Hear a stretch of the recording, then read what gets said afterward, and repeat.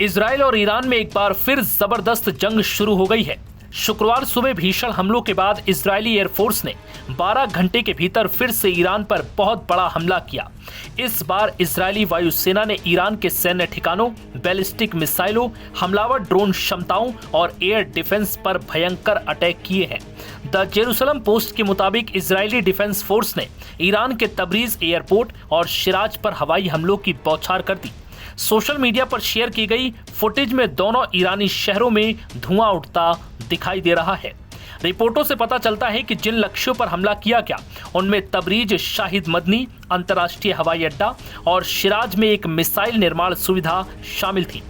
Israel defence force ने कहा कि संपूर्ण सेना, वायुसेना और इजराइल राष्ट्र के लिए ईरान के परमाणु कार्यक्रम और बैलिस्टिक मिसाइलों से उत्पन्न खतरों को दूर करने के ऐतिहासिक क्षण में है। इजरायली सेना ने बयान जारी करते हुए कहा कि इजरायली वायुसेना और आईडीएफ खुफिया निदेशालय ने कई महीनों से ऑपरेशन राइजिंग लॉयन की योजना बनाई थी, जबकि वो पहले से ही कई फ्रंट पर युद्ध लड़ रहे थे। सेना ने कहा कि ये ईरान जैसे बहुत कठिन प्रतिद्वंदी के खिलाफ एक अत्यंत जटिल ऑपरेशन को अंजाम दिया गया। इजराइल ने शुक्रवार सुबह ईरान पर एयर स्ट्राइक की, जिसमें टॉप 20 कमांडर मारे गए। इनमें आर्मी और एयरफोर्स चीफ शामिल हैं।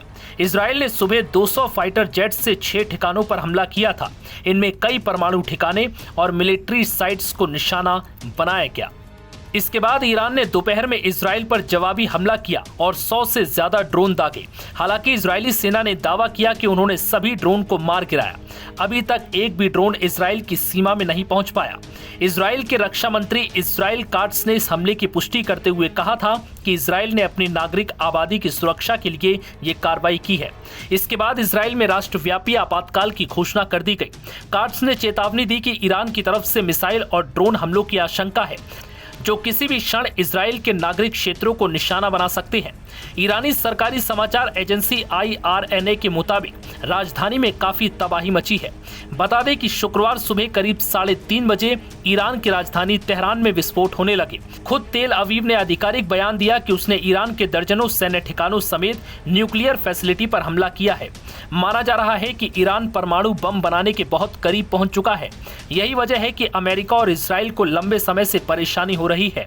अमेरिका ने उसे रोकने के लिए कई पाबंदियां भी लगाई थी, लेकिन बात नहीं बन पाई। इस बीच हाल में इजराइल ने परमाणु ठिकानों को ही टारगेट कर दिया।